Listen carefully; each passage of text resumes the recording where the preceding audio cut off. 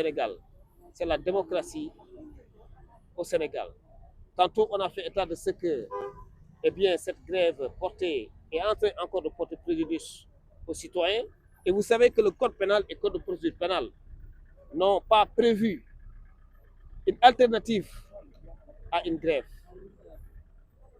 Et c'est fort heureux aujourd'hui de constater que le ministre de la Justice, ainsi que le président du tribunal, le procureur de la République, aient un sens élevé de la politique pénale, de leur responsabilité dans cette République. En quoi faisant? En faisant en sorte que des greffiers puissent être réquisitionnés. Et ça a été le cas aujourd'hui, fort heureusement. D'ailleurs, en marge même de cet interrogatoire, tout à l'heure, l'affaire Fallou Fall contre le ministère public sera évoquée. Et il y a un greffier qui a été réquisitionné, qui va prendre cette affaire, qui sera jugée aujourd'hui si tout se passe bien, Inch'Allah. Grosso modo, nous nous réjouissons de cette décision et nous félicitons nos confrères. Nous saluons la sagesse, la perspicacité du tribunal ainsi que de monsieur le procureur de la République dans sa sagesse, dans sa rigueur. ci olof maa ngi rafetlu bu baax li xew tey te mu ëpp solo rek mooy que ne suñu client yi bàyyi nañ leen Moustapha Diakhaté ak Bachir Fofana bàyyi nañ leen. Il est vrai que retenir une condamnation dañ ne Moustapha Diakhaté dafa coupable dañ ko relaxé si offense ci bépp autorité boo xamante ni mun a exercer ay prérogatives chef d'État dañ ne clairement léegi que ne il est coupable offense à chef d'État.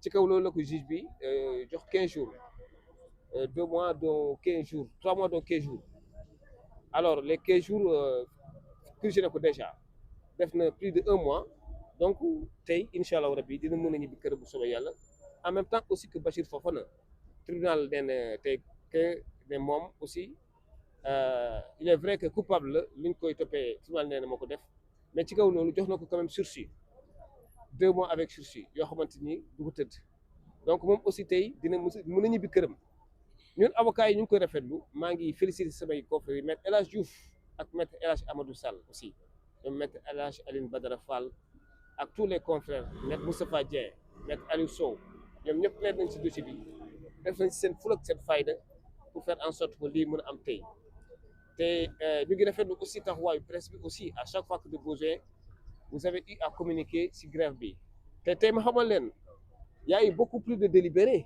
qui ont été vidés que d'affaires retenues. Ça veut dire quoi?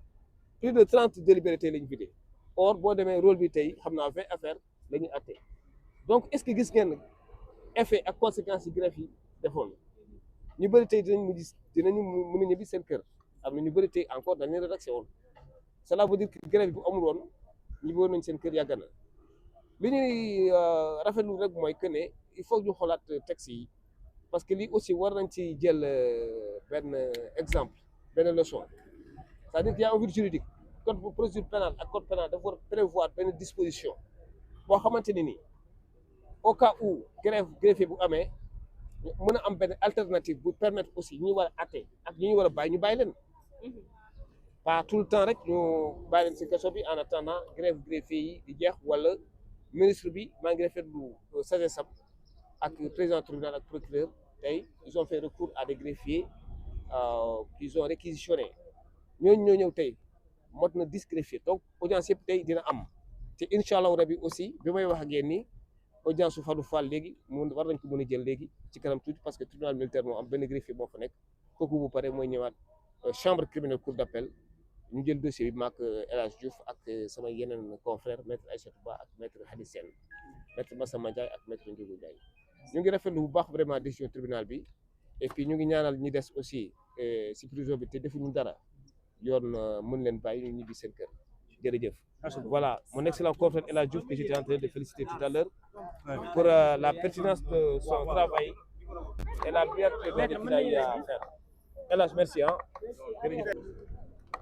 D'abord de remercier mon jeune excellent confrère Maître Barreau.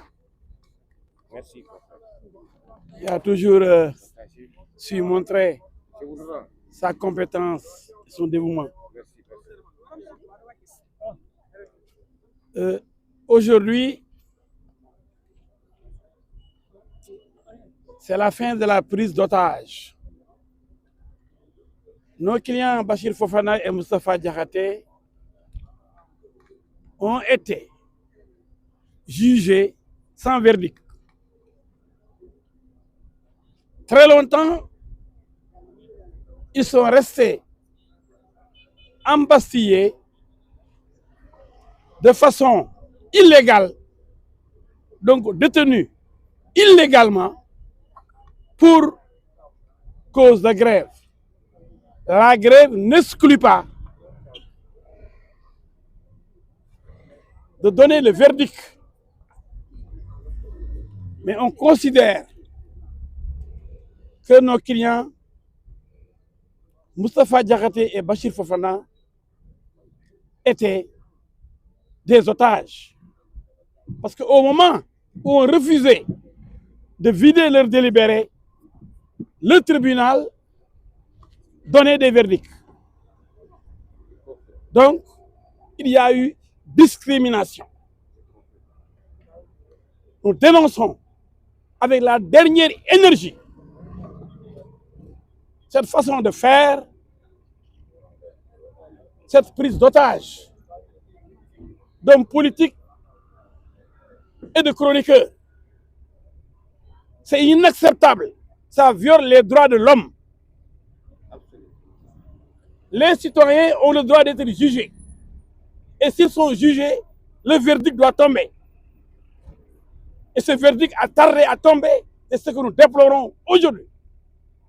C'est inacceptable.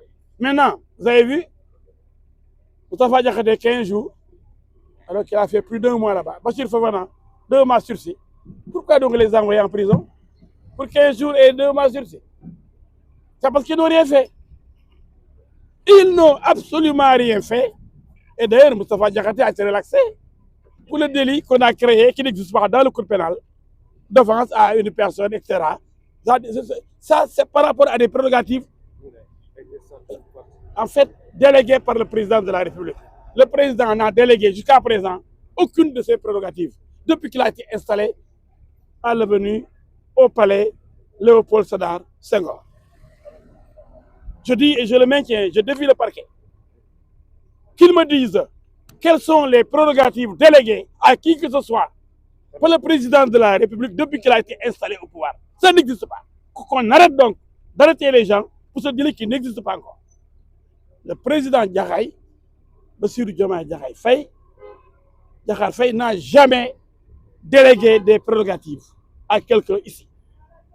Qu'on arrête d'arrêter les gens en disant que oui, pour délit d'offense à quelqu'un qui aurait une partie ou telle de tout de les prérogatives du chef. Ça n'existe pas encore dans ce pays-là. Qu'on arrête d'arrêter les gens pour ça. Vraiment, je lance un appel au parquet d'arrêter cette façon de faire. Ce n'est pas possible. Ensuite, l'avance au chef de l'État, nous allons faire appel. 15 jours. Parce que nous considérons que Moustapha Diakhaté n'a offensé personne. Le terme qu'il a utilisé n'est pas injurieux. Les gens ne parlent pas bien le français dans ce pays-là. Quand on utilise des termes français, ça dérange. Et quand on utilise des termes wolof, ça dérange. Quand il a dit Alkou, on l'a envoyé en prison.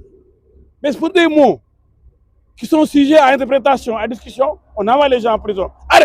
Arrêtons cela, c'est pas possible. C'est ce que je voulais dire aujourd'hui.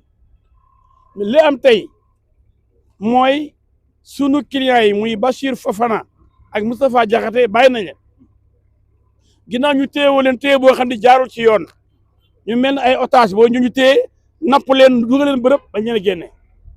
C'est inacceptable. Kon